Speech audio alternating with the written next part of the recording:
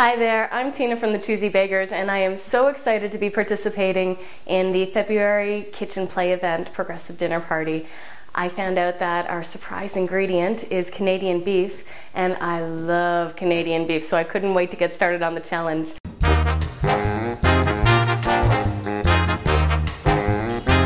We're going to be doing a video for our entry, and we're going to go through a little bit about the different cuts of beef, what they're good for, what kind of preparation to use, and I'm also going to show you 3 different cuts of meat and what we're going to do for them in an appetizer form.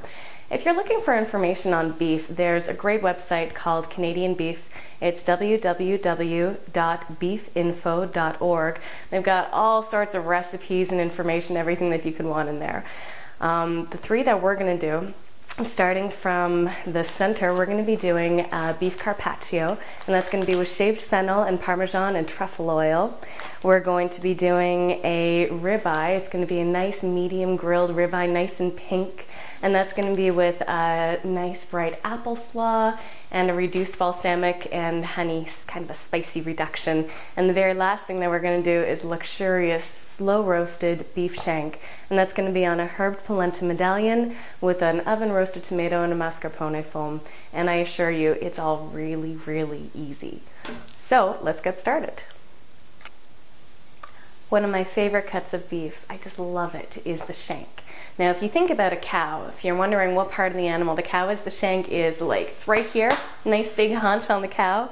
And if you actually look at the meat, what you're going to see in this beautiful beef shank, there's the kind of tough muscular tissue, there's the bone from the center of the leg, there's some beautiful marrow in there, and then there's a bit of a fat cup on the outside, and all this is gorgeous. And what's gorgeous about it is when you slow cook it, because that's what we want to do. We want to break down all those tissues and make it nice and tender and just falling apart. That marrow is also going to seep into the sauce, and it's going to make it really rich and flavorful and just gorgeous. Okay, so beef shank doesn't need a lot done to it. I'm just going to wash my hands and salt and pepper it. Now, the flavor of the beef shank is beautiful to begin with, especially when you cook it nice and low and slow. So we're not going to add a lot into the beef. We're going to bring in the flavor a lot through the sauce that it's that's going to be braising the beef. So we're just going to start with salt and pepper, and that's going to go on both sides of the beef. And while I'm doing this, I've got a Dutch oven which is heating up on the other side. It's getting smoking hot right now so that we can brown these up in just a tiny little bit of olive oil.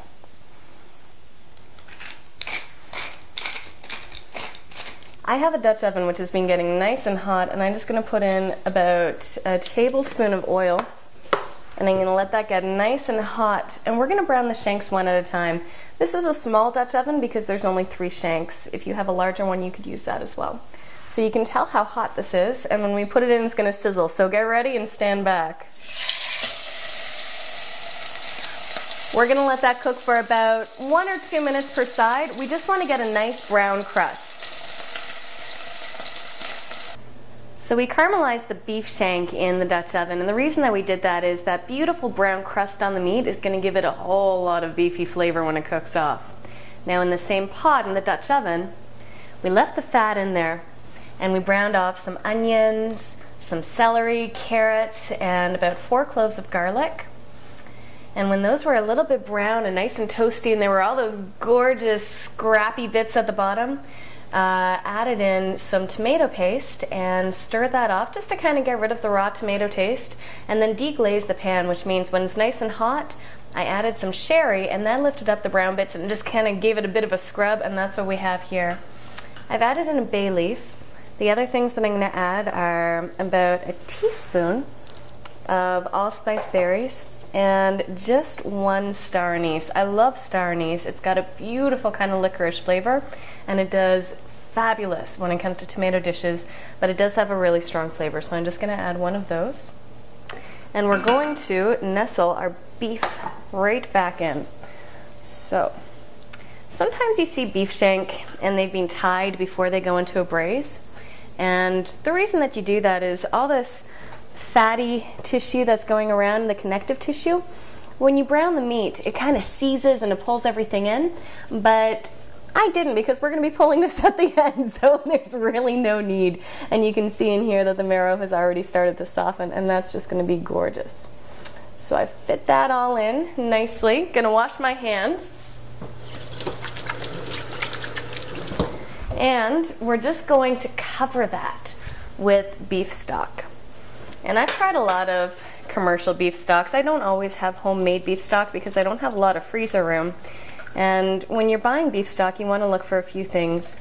You want to look at, in the ingredients, make sure that there's not too much salt. And you want to look at the one that seems the most natural to you. There are some, you're going to see MSG and a lot of chemicals, and that's really not what I'm looking for in a beef stock. I want one that's made with beef and water and maybe some spices, but that's about it, just to get a nice natural beefy flavor. So that is just at about the right point for the water. I'm going to add in a few sprigs of thyme just on top, cover that up, and it's going to go into the oven, which is set to about 325 degrees, and it's just going to braise away nice and slowly there for the next 3 to 4 hours. Done. When you have the Dutch oven inside, the temperature is nice and low inside the oven right now, which is great because it means that we can also use that oven for other things. So we're going to do some other components for the dish that we're making. We've got some tomatoes. In winter, the tomatoes really aren't very great, but when you slow roast them in the oven on a nice low temperature, it brings out all that sweetness. And I also have a head of garlic, just cut off a slice off the top, drizzle of olive oil, and we're going to be wrapping that up nice and tight in tin foil. And we're going to bake these alongside. So these are going to go into the oven. The temperature is low, it's 325, so it's going to stay in there for probably about 40 minutes to an hour, just to kind of make the tomatoes nice and dry. The second cut of beef that we're going to use is the beef tenderloin. The beef tenderloin is kind of like the king of the beef in the way that it's the most expensive. It's also incredibly tender. Where you're going to find the beef tenderloin in the cow is right about here, and it's running kind of in the center. It's a muscle that doesn't get used. So you're using the shoulders, you're using the haunches, you're using parts of the back, but you're not using that interior portion, and that's why the beef tenderloin is so tender for a loin. So we have a beautiful piece over here. And we're going to treat it really simply. This is for our carpaccio. The reason that we chose a beef tenderloin for carpaccio is that it's very lean. There's not a lot of marbling or tough tissues at all, so you can just sear it and it's ready to go. And this is our meat. So all that we're going to do is we're going to salt and pepper this, and we're going to sear it in a really hot pan. A carpaccio is traditionally done raw, and it's raw tenderloin usually, which is being sliced very, very paper thin, or sometimes it's being sliced and then pounded to get it into a nice uniform thickness. And that gets layered. Sometimes there's an aioli or some chopped up bits or arugula. We're not quite going to do that, and instead of leaving the carpaccio raw, we're actually going to sear it. And the reason that we're searing it is, although I like carpaccio raw and I like my beef tartare, there are a lot of people that don't. So to appeal to a broader audience, you might want to try just searing the outside so it's got a nice brown crust but still a beautiful juicy red interior. Okay, so a little bit of pepper, nice grind. We're going to go all over. I already did the bottom. A little bit of salt. And that's it. So when we're doing the tenderloin, we're starting with a really hot pan. I can do the steamboat test on here, which is counting to 3 steamboats, and I know it's really hot and ready to go. We're going to add just a teensy bit of oil. You could leave the pan dry if you want to, because when you sear the beef at a really high temperature, it's going to pull up and away from the pan, which is what you want, and that's what's going to prevent the sticking. But just in case, I like to be certain and use just a wick of oil in there. And we take this beautiful tenderloin, which has been tied, and I'm going to carefully drop it in the pan. Love that sound, I love that sizzle. This makes me happy and excited. So this is going to cook away, only about 1 minute per side, and we're going to turn it evenly as it goes. It's a nice thick tenderloin, so that minute aside is going to give it a beautiful brown crust, but it's not going to cook through on the inside, so we're still going to have a nice rare piece of meat that we can slice through.